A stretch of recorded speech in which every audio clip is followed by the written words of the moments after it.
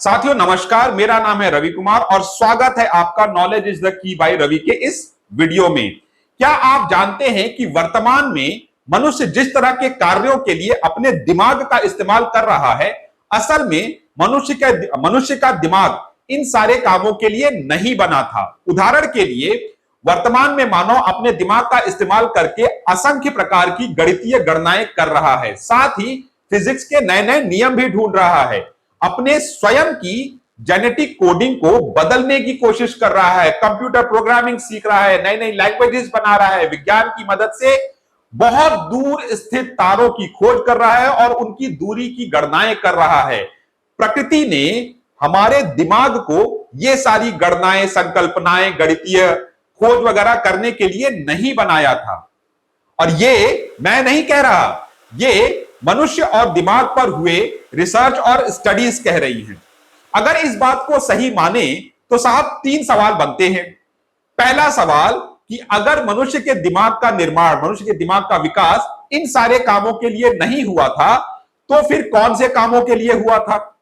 दूसरा सवाल कि अगर मनुष्य के दिमाग का विकास या निर्माण इन सारे कामों के लिए नहीं हुआ था तो फिर ये सारी गणितीय गणनाएं, फिजिक्स और एस्ट्रोलॉजी, बायोलॉजी, ये सारे काम हम कैसे कर पा रहे हैं। और तीसरा सवाल कि इन सब बातों का बच्चों के लिखने, पढ़ने, सीखने से क्या संबंध है।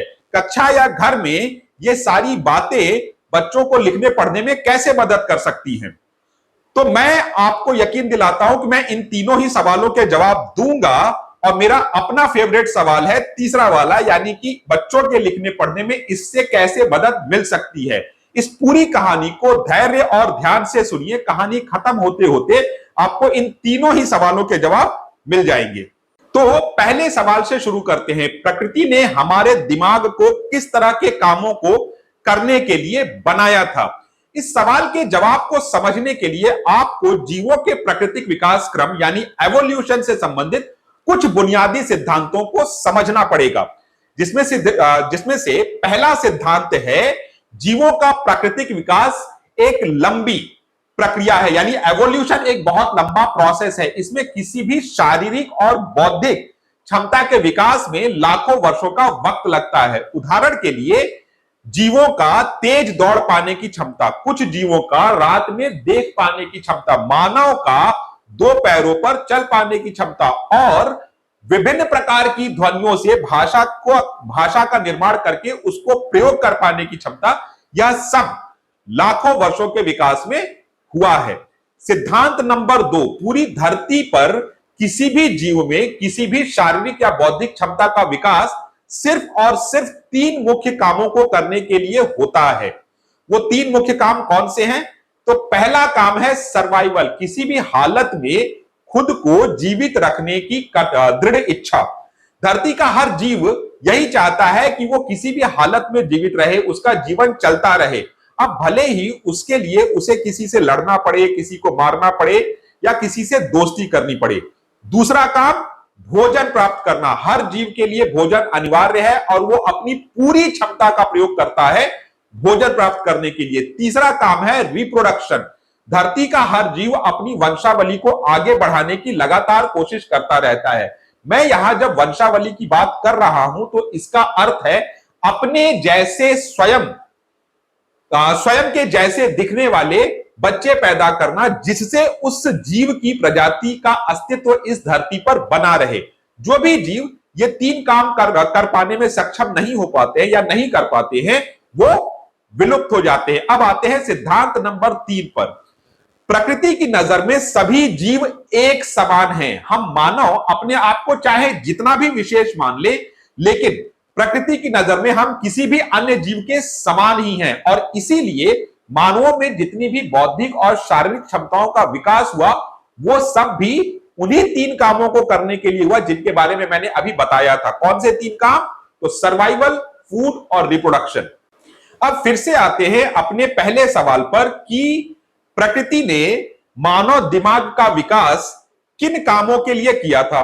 तो अभी मैंने आपको बताया कि पूरी धरती पर जितने भी जीव हैं उनकी सभी शारीरिक और बौद्धिक क्षमताओं का विकास तीन कामों के लिए हुआ था, सर्वाइवल, फूड और रिप्रोडक्शन।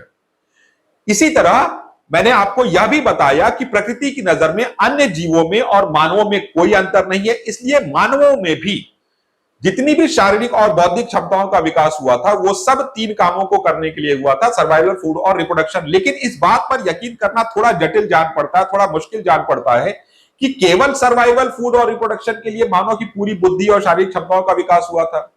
तो आइए इस बात को थोड़ा सा डिटेल में, थोड़ा सा विस्तार में समझते हैं। आज से लाखों वर्ष पूर्व जब इंसानी दिमाग का विकास हो रहा था, मानव इस धरती पर जिस परिस्थितियों में रह रहा था वो परिस्थितियां वर्तमान की परिस्थितियों से बहुत अलग थी। जैसे पूरी धरती बहुत घने जंगल से ढकी हुई थी, हिंसक जानवरों की संख्या बहुत ज्यादा थी, ढेर सारी बीमारियां, छोटे मोटे कीड़े मकोड़े, जहरीले जीव आसपास ही रहा करते थे और मानव स्वयं भी गुफाओं और पेड़ों पर रहा करता था। कुल मिलाकर धरती पर लगभग हर चीज मानव के लिए जानलेवा और घातक थी। इसलिए जिंदा रहना, भोजन प्राप्त करना या इकट्ठा करना और स्वयं की प्रजाति को विलुप्त होने से बचाने के लिए रिप्रोडक्शन करना बहुत ही मुश्किल था। मानवों की औसत आयु भी बेहद कम हुआ करती थी।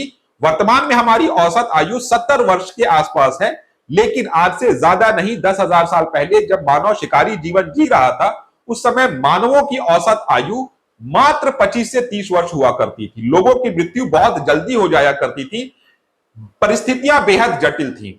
मानव में जिस भी दिमागी और शारीरिक क्षमता का विकास हुआ वो इन जटिल परिस्थितियों से निपटने के लिए, इस जटिल परिस्थिति में स्वयं को जिंदा रखने के लिए, इस जटिल परिस्थिति में अपनी प्रजाति को बचाकर रखने के लिए हुआ था।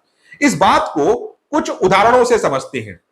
मानवों में 2 पैरों पर चल पाने की क्षमता का विकास, इस क्षमता की विकास की वजह से मानव शरीर की ऊर्जा की बचत होने लगी और भोजन की आवश्यकता थोड़ी कम हो गई। इसके अतिरिक्त 2 पैरों पर चलने की वजह से 2 हाथ फ्री हो गए। इन 2 फ्री हुए हाथों से मानव ने पकड़ने, फेंकने, उठाने, जकड़ने जैसे तमाम काम करने शुरू किए और बारीक काम करने भी शुरू किए। इन मानवों के इन हाथों ने किसी भी अन्य जीव के पंजों से कहीं ज्यादा मदद इंसानों की। इसके अतिरिक्त मानवों में स्वयं से मौखिक भाषा को सीख लेने की क्षमता का विकास हुआ। स्वयं से मौखिक भाषा को सीख लेने की क्षमता का अर्थ है कि अगर कोई भी मानव किसी भी भाषा के माहौल में कुछ दिन रहेगा तो वो उस भाषा को स्वयं से बिना किसी विशेष निर्देश के सीख लेगा। भाषा बोल पाने की, भाषा को समझ और सीख पाने की क्षमता ने आपसी संवाद स्थापित करना बहुत आसान कर दिया। निर्देश देना, योजना बनाना, शिकार करना, समूह को संगठित करना, समाज को एकजुट रखना आसान हो गया। कल्पना कीजिए यदि आपके पास भाषा की क्षमता नहीं होती तो आपका जीवन कैसा होता। सामाजिक संबंध बनाने की क्षमता भी प्रकृति की ही देन है। इसीलिए कहा जाता है कि मानव एक सामाजिक प्राणी है। नए नए लोगों से मिलना, उनसे जान पहचान करना, उनके रहन सहन, आचार व्यवहार को देखकर, सीखकर, समझकर उसके अनुरूप ढल जाना, प्यार, दोस्ती, स्नेह आदि सब कुछ प्राकृतिक क्षमता है जो प्रकृति ने हमें दी ताकि हम समूहों में रह सकें।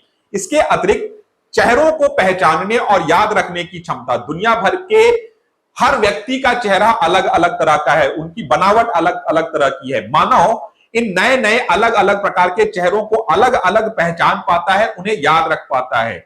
नाम याद रहे या ना रहे, चेहरे जरूर याद रहते हैं। इसके अलावा चेहरों के विभिन्न प्रकार के हाव भावों को समझ पाना और अपने ही चेहरे से विभिन्न प्रकार के हाव भावों को प्रदर्शित कर पाना, यह अपने आप में वार्तालाप का एक तरीका है जिसके अनुरूप आप बातचीत कर सकते हैं, लोगों के साथ व्यवहार कर सकते हैं। इससे समूह संगठित होता है। मानवों की जितनी भी प्रकृति प्रदत्त क्षमताएं हैं उन्हें हम जन्मजात क्षमता यानी कि इनेट एबिलिटीज कह सकते हैं। इन्हीं जन्मजात क्षमताओं ने विषम से विषम परिस्थितियों में भी मानव को विलुप्त होने से बचाया। इन जन्मजात क्षमताओं के विकास में मानव मस्तिष्क का विकास सम्मिलित है, यानी मानवों में जितनी भी क्षमताओं का विकास हुआ मस्तिष्क भी इनके साथ ही विकसित होता चला गया। हर शारीरिक और बौद्धिक क्षमता को संचालित करने के लिए ब्रेन यानी मस्तिष्क में उन गतिविधियों से संबंधित एक विशेष हिस्सा विकसित होता चला गया। इन विशेष हिस्सों को हम मॉड्यूल्स कह सकते हैं। मानव मस्तिष्क में ऐसे कई मॉड्यूल्स हैं जो विभिन्न जन्मजात क्षमताओं को संचालित करने का काम करते हैं। जैसे मस्तिष्क का एक हिस्सा है जो यह बताता है कि क्या खाने लायक है और क्या नहीं। मस्तिष्क का एक विशेष हिस्सा है जो हमें बेहतर जीवन साथी चुनने में मदद करता है। एक हिस्सा है जो चेहरे के हाव भाव के माध्यम से संवाद स्थापित करने में मदद करता है। एक हिस्सा है जो मौखिक भाषा का व्याकरण सीखने में हमारी मदद करता है। इसी तरह एक मॉड्यूल है जो चेहरे पहचानने में हमारी मदद करता है। एक मॉड्यूल ऐसा है जो स्थानीय क्षेत्र का मानसिक मानचित्र बनाने में हमारी मदद करता है। और एक मॉड्यूल ऐसा है जो खतरे की स्थिति में हमें स्वयं को कैसे बचाना है उसमें हमारी मदद करता है। जन्मजात क्षमता का अर्थ यह बिल्कुल नहीं है कि मानव गर्भ से ही सीखकर पैदा होता है। इसका अर्थ यह है कि मानव में कुछ विशेष चीजों को सीखने की क्षमता है, लेकिन क्षमता का विकास तभी होगा जब उसके लिए उचित माहौल मिलेगा। जैसे ही उचित माहौल मिलता है उस क्षमता का विकास शुरू हो जाता है। जैसे इंसान इस धरती की कोई भी भाषा उचित माहौल मिलने पर अपने आप सीख सकता है, क्योंकि मस्तिष्क में एक विशेष हिस्सा जिसे हम मॉड्यूल कह रहे हैं मानव को भाषा सीखने में सीधे तौर पर मदद करता है। शारीरिक क्षमताएं भी तभी विकसित होती हैं जब उचित माहौल और मौका मिलता है। जैसे लगातार शारीरिक गतिविधियां करने से विभिन्न अंगों का संचालन बेहतर होता है और मांसपेशियां मजबूत होती हैं, जैसे खेलने से, कसरत करने से। लेकिन यदि शारीरिक गतिविधि करने का मौका और माहौल नहीं है तो ना तो अंगों का संचालन बेहतर होगा और ना ही शरीर मजबूत होगा। इसका मतलब यह है कि जन्मजात क्षमताओं की एक कमी यह है कि यदि माहौल और मौका नहीं मिला तो वो विकसित नहीं होंगी। अब समय है थोड़ा सा एनालिसिस करने का। अभी तक हमने देखा कि हमारे पूर्वजों के समय की परिस्थितियां और चुनौतियां कैसी थीं और इनसे निपटने के लिए उनके अंदर विभिन्न प्रकार की जन्मजात क्षमताओं का विकास लाखों वर्षों के अंतराल में हुआ। लेकिन पिछले 10,000 सालों में मानव समाज के बदलने की गति बहुत तीव्र रही है और उसमें भी पिछले 300 सालों में तो मानव समाज अकल्पनीय रूप से बदला है। ध्यान देने वाली बात यह है कि हमारे पूर्वजों के समय जो चुनौतियां और परिस्थितियां थी और आधुनिक काल में वर्तमान में जो चुनौतियां और परिस्थितियां हैं उन दोनों में जमीन आसमान का अंतर है। वर्तमान समय की चुनौतियों और परिस्थितियों से निपटने के लिए जिस तरह के क्षमताओं की जरूरत है उनको जन्मजात क्षमताओं में विकसित होने के लिए पर्याप्त समय ही नहीं मिला है। यानी मानव समाज को इतना समय ही नहीं मिला कि वो आधुनिक जरूरतों के हिसाब से क्षमताओं को अपने जन्मजात क्षमता के रूप में बदल सके। इसे एक उदाहरण से समझना ज्यादा आसान रहेगा। मौखिक भाषा विकास, मौखिक भाषा सीखना, जीवन साथी ढूंढना सीखना, चेहरे पहचानना सीखना, खाने योग्य सामग्री को पहचानना सीखना, रास्ते पहचानना सीखना, चेहरे के हाव भाव बनाना सीखना, यह सब चीजें सीखने के लिए दिमाग में कोई ना कोई एक विशेष हिस्सा निर्धारित है। लेकिन पढ़ना लिखना सीखने, गणित सीखने, फिजिक्स सीखने, केमिस्ट्री सीखने, बायो सीखने, कंप्यूटर सीखने, प्रोग्रामिंग सीखने, कोडिंग सीखने के लिए हमारे दिमाग में कोई भी विशेष हिस्सा निर्धारित नहीं है। और होगा भी कैसे? इन आधुनिक क्षमताओं का, यानी ये जो आधुनिक चीजें हैं, इनकी खोज ही पिछले 5,000 सालों में हुई है। और हम ये बहुत अच्छी तरह जान रहे हैं कि किसी भी चीज को, किसी भी सीखने वाली चीज को जन्मजात क्षमता के रूप में विकसित होने में लाखों वर्षों का समय लगता है। हां, यह हो सकता है कि यदि अगले कुछ लाख वर्षों तक मानव जाति का अस्तित्व इस धरती पर बना रहा तो हमारे वंशज, यानी उस समय के जो बच्चे हैं, वो कंप्यूटर, फिजिक्स, लिखना पढ़ना, बायो, केमिस्ट्री, ज्योग्राफी, यह सब कुछ सिर्फ उचित माहौल मिलने पर एक जन्मजात क्षमता के माध्यम से स्वयं से सीख जाए।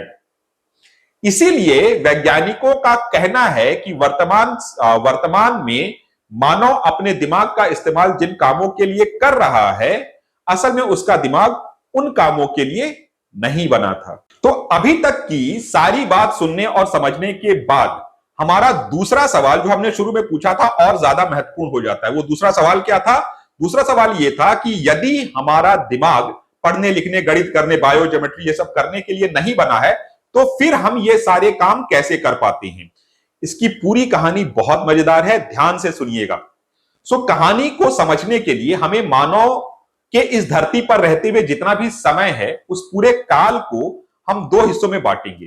पहला हिस्सा है आदि मानव का काल, जो लाखों वर्ष पूर्व से लेकर आज से 10,000 साल पहले तक था। दूसरा हिस्सा है कृषि मानव यानी कृषि समाज की उत्पत्ति का काल, यानी आज से लगभग 10,000 साल पहले कृषि समाज की शुरुआत हुई, तब से लेकर अभी तक का काल। हमने पूरे काल को दो हिस्सों में बांट दिया। अब पहले हिस्से से बातचीत शुरू करते हैं, जिसे हम आदि मानव का काल कह रहे हैं। मानव जब से इस धरती पर है, तब से लेकर अभी तक का जितना भी समय मानव जाति ने इस धरती पर गुजारा है, उसमें से 99% समय मानवों ने आदि मानव का जीवन जीते हुए व्यतीत किया है। लेकिन यही वो समय था जिसमें मौखिक भाषा का विकास हो चुका था। अब मौखिक भाषा के विकास ने आपसी संवाद, कम्युनिकेशन, बातचीत को बहुत आसान बना दिया। इस संवाद की प्रक्रिया ने एक प्रक्रिया को जन्म दिया जिसे हम टीचिंग यानी सिखाने का प्रोसेस कहते हैं। तो आदि मानवों के काल में भी घर के बड़े बुजुर्ग अपने बच्चों को अपने तमाम अर्जित अनुभवों को सिखा दिया करते थे, जिससे उन्हें सब कुछ नए सिरे से नहीं शुरू करना पड़ता था, वो उसके आगे सीखना शुरू करते थे या जानना शुरू करते थे। ये टीचिंग को याद रखिएगा। अब दूसरे काल की बात करते हैं, यानी दूसरे हिस्से की बात करते हैं, जिसे हम कृषि समाज की शुरुआत की बात कर रहे हैं। यह शुरू हुआ आज से 10,000 साल पहले। कृषि की शुरुआत ने मानव को 3 बहुत महत्वपूर्ण चीजें दी। पहला दिया, एक सुरक्षित घर होने की वजह से मानव पहले की अपेक्षा ज्यादा सुरक्षित होने लगा। दूसरा, भोजन के लिए भटकना बंद हो गया, क्योंकि कृषि की वजह से अनाज उत्पादित होने लगा जिसे आप स्टोर करके रख सकते थे। तो भोजन के लिए भटकना बंद हो गया, जिसकी वजह से बहुत सारा खाली समय इंसान के पास बचने लगा। तो पहले मिली सुरक्षा, फिर मिला समय। अब तीसरी चीज, पर्याप्त भोजन और आसानी से उपलब्ध भोजन की वजह से शरीर और दिमाग दोनों बहुत स्वस्थ रहने लगे। सुरक्षा, खाली समय और भरा हुआ पेट, इन 3 चीजों ने मानवों को समय और सुविधा दी प्रकृति के दिए हुए 3 कामों यानी सर्वाइवल, फूड और रिप्रोडक्शन से आगे बढ़कर अन्य चीजों के बारे में सोचने और समझने की। मानव समाज में जितने भी आविष्कार, खोजे, कला, फिलॉसफी, साहित्य, यह सब हुआ है, वो कृषि समाज की शुरुआत के बाद ही संभव हो पाया। इसी काल में मानवों ने लिखित भाषा का विकास किया। लिखित भाषा ने दुनिया के बदलने की गति को और ज्यादा तीव्र कर दिया, क्योंकि अब मानव बहुत सारी बातों को लिखकर रख सकता था, जिससे वो स्वयं के सीखने को तो बेहतर कर ही सकता था, साथ ही कई पीढ़ियों का संचित ज्ञान आसानी से अगली पीढ़ी को दिया जा सकता था। अब कुछ बातों पर गौर कीजिए। मानव ने अपनी बुद्धि अन्य चीजों के लिए तब चलानी शुरू की जब उसे सुरक्षा, खाली समय और भरा हुआ पेट मिला। यह बात आज भी उतनी ही महत्वपूर्ण है जितनी कि आज से हजारों साल पहले थी, क्योंकि आज भी यदि आप सुरक्षित नहीं महसूस कर रहे हैं, या फिर आपका पेट खाली है, या फिर आपके पास खाली समय नहीं है, तो आपका दिमाग पढ़ना, लिखना या कुछ भी नया सीखने का काम नहीं कर पाएगा। साथ ही लिखित भाषा की खोज ने समाज के बदलने की गति को तो बहुत ज्यादा तीव्र कर ही दिया, क्योंकि अब ज्ञान केवल एक पीढ़ी से दूसरी पीढ़ी को हस्तांतरित नहीं हो रहा था, यानी सिखाने की प्रक्रिया एक पीढ़ी से दूसरी पीढ़ी तक नहीं जा रही थी, बल्कि कई पीढ़ियों का संकलित ज्ञान अगली कई पीढ़ियों के लिए सुरक्षित था और सिखाना बेहद आसान हो गया था। इसीलिए आज भी पढ़ना, लिखना, सीखना बेहद जरूरी माना जाता है। साथ ही किताबों को ज्ञान का सबसे बड़ा स्रोत माना जाता है। अब आप कहेंगे कि यार ये कहानी वगैरह तो सब ठीक है, लेकिन यार असल सवाल का जवाब तो तुमने दिया ही नहीं कि हमारा दिमाग लिखने, पढ़ने, विज्ञान आदि जैसी चीजें कैसे कर लेता है जब ये उन कामों के लिए बना ही नहीं है। तो मैं आपसे कहूंगा मित्रों कि मैंने इस सवाल का आधा जवाब आपको दे दिया है। मैंने आपको बताया ना, सिखाने की क्षमता, टीचिंग, अपने ज्ञान को सजग तरीके से दूसरों को सिखा पाने की क्षमता, यह क्षमता धीरे धीरे विकसित होती चली गई और मानवों ने व्यवस्थित रूप से सीखने और सिखाने का तरीका विकसित कर लिया, जिसे आज हम विद्यालय के रूप में जानते हैं। जी हां, विद्यालय, जहां उन क्षमताओं का विकास किया जाता है जो जन्मजात रूप से मानवों को प्राप्त नहीं है। इन क्षमताओं को हम गैर जन्मजात क्षमता यानी कि नॉन इनेट एबिलिटीज कह सकते हैं। अब इन गैर जन्मजात क्षमताओं की खासियत यह है कि ये सिर्फ तभी सीखी जा सकती है जब कोई ऐसा व्यक्ति जिसने इसे पहले से सीखा हुआ है दूसरों को सिखाए। इसीलिए पढ़ना, लिखना, गणित, विज्ञान, कंप्यूटर आदि वही व्यक्ति सिखा सकता है जिसे ये सब पहले से आता है। टीचिंग यानी कि सिखा पाने की क्षमता ने मानवों में गैर जन्मजात क्षमताओं के विकास को संभव बनाया। अब जवाब का बाकी आधा हिस्सा, तो लाखों वर्षों में मस्तिष्क में एक ऐसे गुण का विकास हुआ जिसे वैज्ञानिक न्यूरोप्लास्टिसिटी कहते हैं। न्यूरोप्लास्टिसिटी हमारे दिमाग को ऐसा लचीलापन देता है या कहें तो फ्लेक्सिबिलिटी देता है जिससे हम दिमाग के अलग अलग हिस्सों को सामूहिक रूप से प्रयोग करके, इस्तेमाल करके ऐसी चीजें भी सीख सकते हैं जिनके लिए दिमाग बना ही नहीं है। दूसरी भाषा में इसे कहा जाए तो इसे ऐसे समझिए कि हमारे दिमाग की क्षमता बहुत ज्यादा है और दिन भर के यानी दैनिक जीवन के सारे काम करते रहने के बाद भी बहुत सारी क्षमता खाली पड़ी रहती है। न्यूरोप्लास्टिसिटी इन्हीं खाली पड़ी क्षमताओं का इस्तेमाल करके मानवों को वो सब सीखने में मदद करती है जो कि मानव जन्मजात रूप से नहीं सीख पाता। यानी कि फाइनली ये बात कही जा सकती है कि न्यूरोप्लास्टिसिटी और व्यवस्थित रूप से सिखा पाने की काबिलियत ने मानव के अति प्राचीन मस्तिष्क को सभी आधुनिक काम करने की आजादी दी है। तो अब बारी है आखिरी सवाल यानी तीसरे सवाल की। इन सब बातों का शिक्षा से क्या लेना देना है? इस पूरी कहानी से हमें कक्षा और घर में सीखने सिखाने को लेकर कुछ महत्वपूर्ण और बुनियादी बातों का पता चलता है। जैसे पहली बात, खाली पेट, असुरक्षा की भावना और पर्याप्त समय न मिलना पढ़ाई लिखाई सीखने में बहुत बड़े बाधक हैं। दूसरी बात, मानवों में कुछ जन्मजात क्षमताएं यानी इनेट एबिलिटीज होती हैं जो मानव स्वयं से सीख सकता है, लेकिन वो उचित माहौल और मौका मिलने पर ही और समाज के साथ घुलते मिलते हुए ही सीखी जा सकती है। अगर माहौल और मौका नहीं मिलेगा तो वो विकसित नहीं होंगी। तीसरी बात, जितनी भी गैर जन्मजात क्षमताएं यानी नॉन इनेट एबिलिटीज है वो कोई भी तभी सीख सकता है जब कोई ऐसा व्यक्ति सिखाए जिसने उन्हें पहले से सीख रखा है। बिना उस व्यक्ति की मदद के इसे सीख पाना बहुत मुश्किल है। इसीलिए विद्यालय की पढ़ाई को सीखने के लिए बच्चे पूरी तरह शिक्षकों पर निर्भर होते हैं। चौथी बात, न्यूरोप्लास्टिसिटी जिसकी वजह से हम पढ़ना, लिखना, गणित, विज्ञान, कंप्यूटर आदि सीख पाते हैं, वो सजग और सुव्यवस्थित दिशा निर्देशों के माध्यम से ही काम करेगा। इसलिए बच्चों को पढ़ाने से पहले सभी के लिए यानी कि पालकों के लिए भी और शिक्षकों के लिए भी टीचिंग प्लान या टीचिंग की योजना जैसा बनाना अत्यंत आवश्यक है। इसके लिए यह भी आवश्यक है कि जो कोई भी बच्चों के साथ काम कर रहा है या बच्चों को पढ़ा रहा है वो यह जानता हो कि स्टेप बाय स्टेप निर्देश कैसे देने हैं। स्टेप बाय स्टेप निर्देश दे पाना तभी संभव है जब पढ़ाने वाले व्यक्ति को विषय की गहरी समझ हो। पांचवी बात, गैर जन्मजात क्षमताओं को सीखना इस बात पर निर्भर करता है कि जन्मजात क्षमताओं का विकास कितना हुआ है। यदि जन्मजात क्षमताओं का विकास ठीक से नहीं हुआ है तो फिर गैर जन्मजात क्षमताओं को सीखना मुश्किल ही नहीं, कई बार असंभव हो सकता है। छठवीं बात, चूंकि गैर जन्मजात क्षमताओं का विकास जन्मजात क्षमताओं पर निर्भर करता है, इसलिए बच्चों को सिखाने से पहले यह समझना जरूरी है कि हमारा दिमाग कैसे काम करता है और बच्चे सीखते कैसे हैं। सातवीं और आखिरी बात, जो भी व्यक्ति बच्चों के साथ कार्य कर रहा है उसके लिए बच्चों की प्रकृति, विषय की प्रकृति, आसपास के वातावरण को समझना, बच्चों की क्षमताओं को समझना, बच्चों के पूर्व ज्ञान को समझना, स्वयं संवेदनशील होना और स्वयं भी लगातार सीखते रहने के लिए तैयार रहना जरूरी है।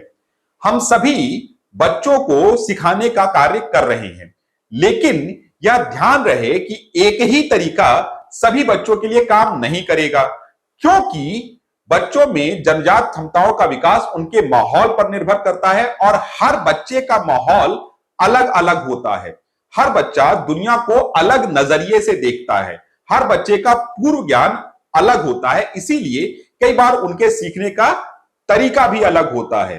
तो चलिए इस बातचीत को यहीं पर रोकते हैं, आगे की बातचीत अगले वीडियो में होगी। इस वीडियो को पूरा देखने के लिए आप सभी का बहुत बहुत धन्यवाद। इस वीडियो पर अपना फीडबैक जरूर दें, आपके फीडबैक मुझे हमेशा बेहतर करने में मदद करते हैं। अब मिलते हैं अगले वीडियो में, तब तक अपना और अपनों का ख्याल रखें, साथ ही सीखते रहें और आगे बढ़ते रहें।